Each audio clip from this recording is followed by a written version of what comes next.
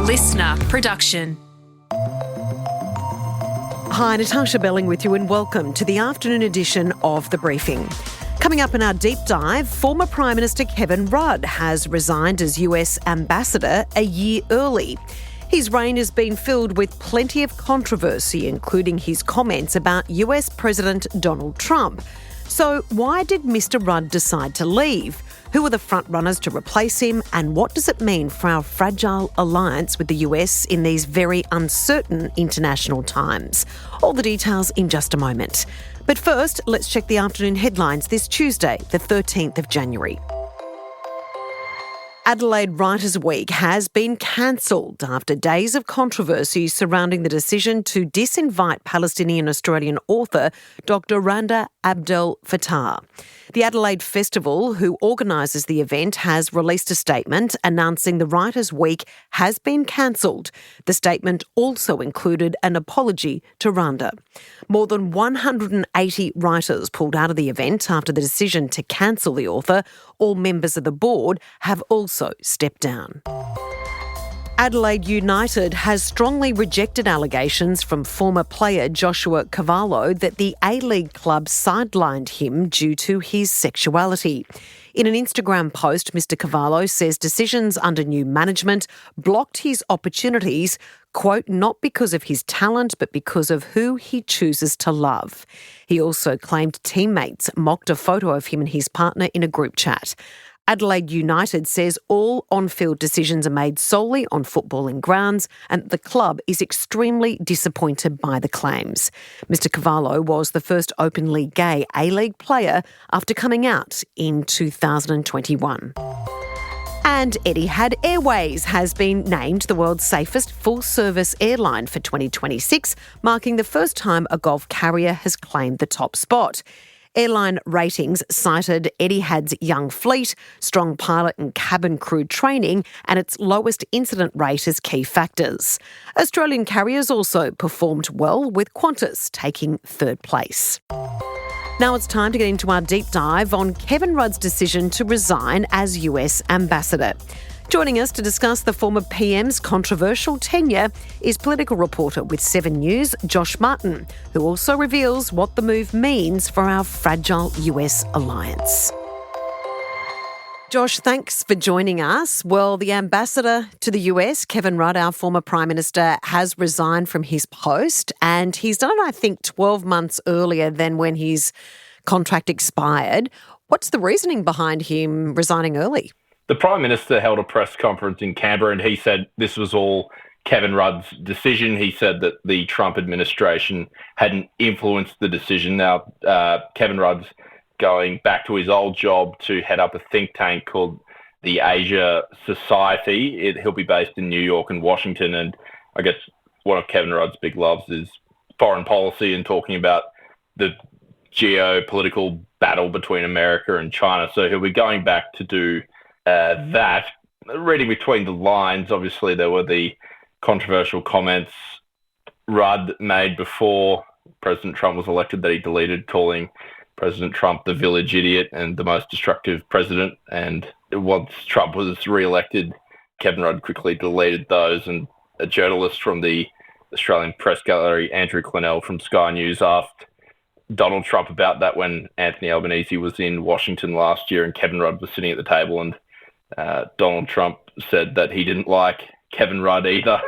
So reading between the lines, you could say potentially Rudd had got the most out of the job and he thought it was time to move on, give someone else a go. While there were the negative comments from Trump and clearly they weren't best of friends, Kevin Rudd still actually managed to achieve quite a lot. The US Congress passed a number of laws to keep the AUKUS submarine pact going.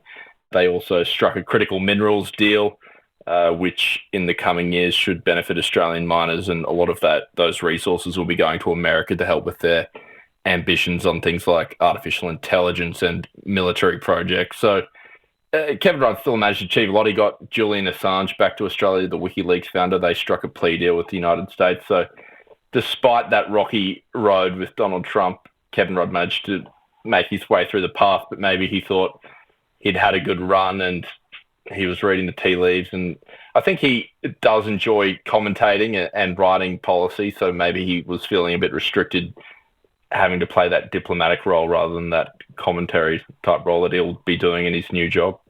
Hindsight's a wonderful thing, Josh. Last year in particular, one may argue we had a bit of a roller coaster relationship and alliance with the US where, there was speculation the president wasn't even returning Mr Albanese's phone calls or locking in that much anticipated meeting. And there was a lot of speculation that Mr Rudd, the ambassador, wasn't certainly helping that really important relationship between Australia and the US. Do you think there is any truth to that? I think Ambassador Rudd was able to speak to some people on his level, but you got to remember with foreign policy and international relations, it's very much the leader talks to the leader.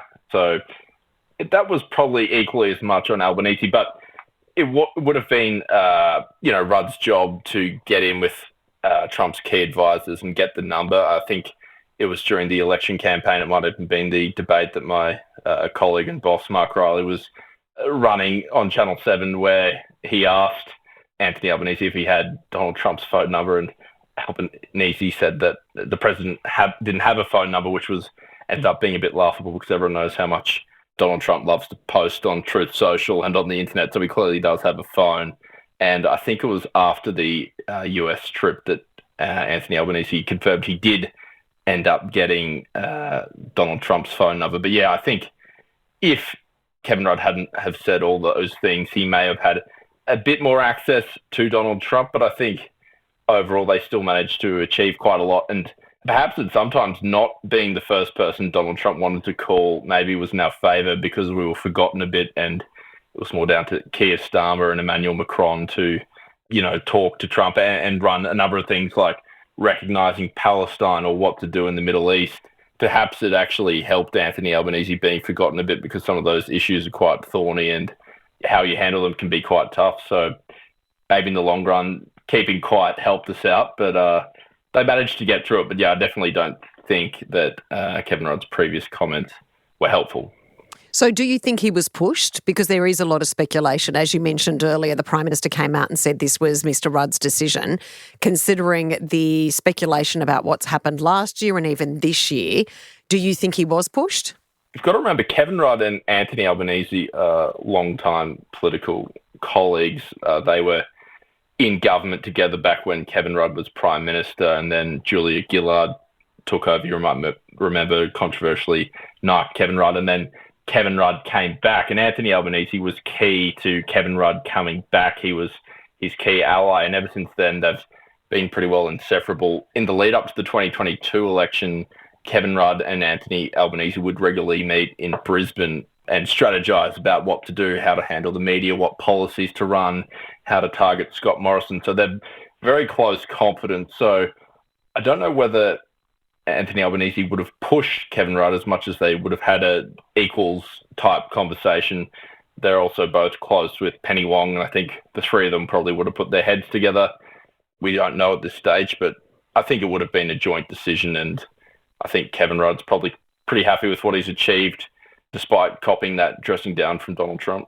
In regards to the role of the actual ambassador, how important is that role right now? Because you mentioned before that, they're the conversations that we know that President Trump has with Mr Albanese. But how important is that role as US ambassador, especially in these really challenging international times when we know what is going on right now with the US's role in so many different conflicts?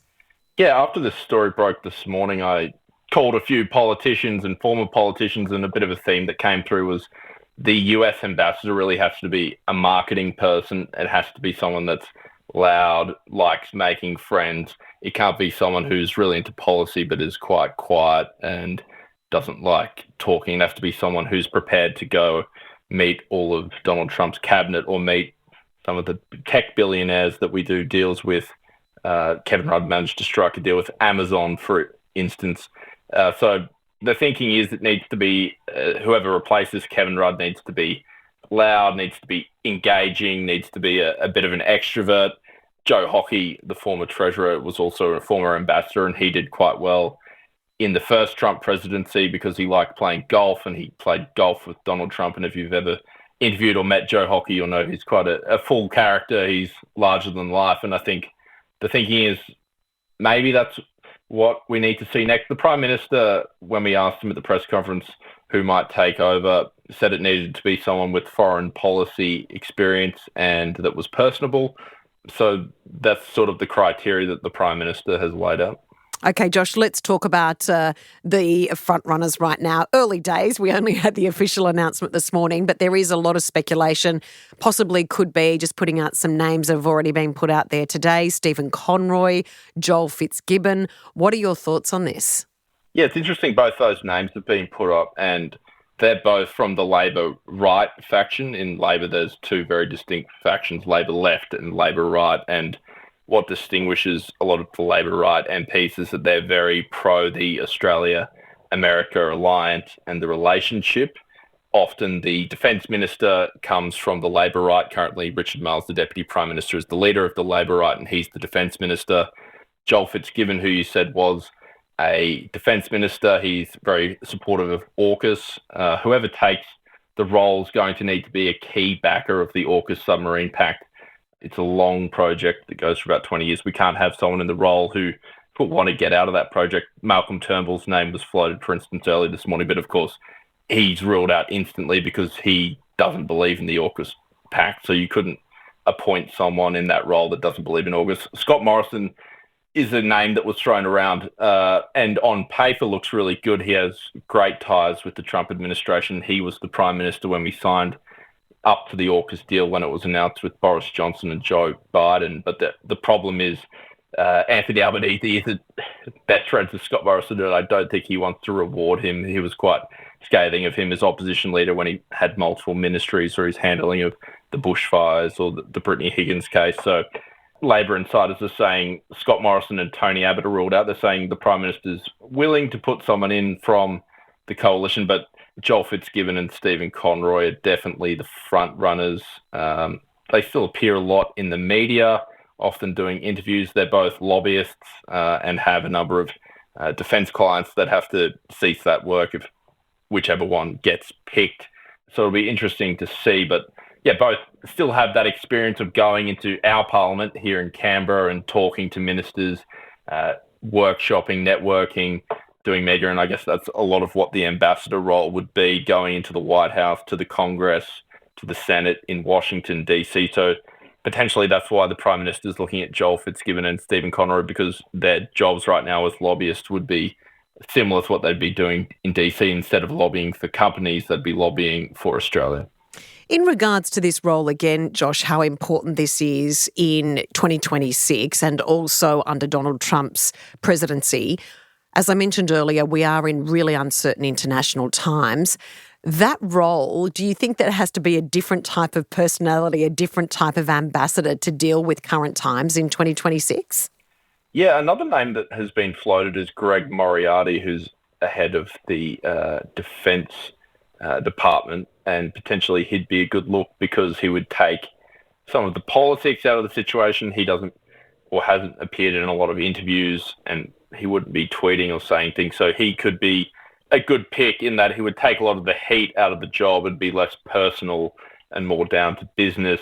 Trump has had his Undersecretary of Defense, Elbridge Colby, review the AUKUS agreement. They've pretty much given it the green tick. They haven't released that report yet, but having someone in the role that's an expert in defense could be helpful. We know that Donald Trump also he's captured the president of Venezuela. He's talking about Greenland. So perhaps someone with international defense experience or international law experience that could try to talk to the Americans, figure out what's going on, what they are doing, reinforce the rules-based order. Could be a good move as well. So that's another name that's been floated, Greg Moriarty. It'll really depend on what the Prime Minister wants to do.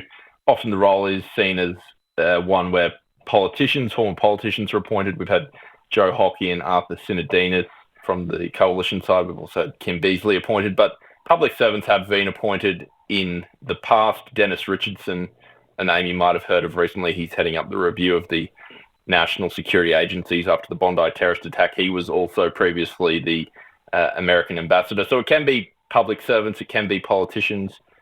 The public service option may be one Anthony Albanese wants to take, although often it is used to reward party heroes or people who have served a party for a long time. It's often about politics, not about policy. We appreciate you joining us as always. Thanks, Josh. Thanks, Tosh. That was political reporter with 7 News, Josh Martin. And that's it for this episode of the afternoon edition of The Briefing. We'll be back in your feed tomorrow morning with a deep dive on freedom of speech, Randa Abdel Fattah and Adelaide Writers Week. And we'd love you to subscribe or follow us on Instagram at The Briefing Podcast. I'm Natarsha Belling. Thanks for your company.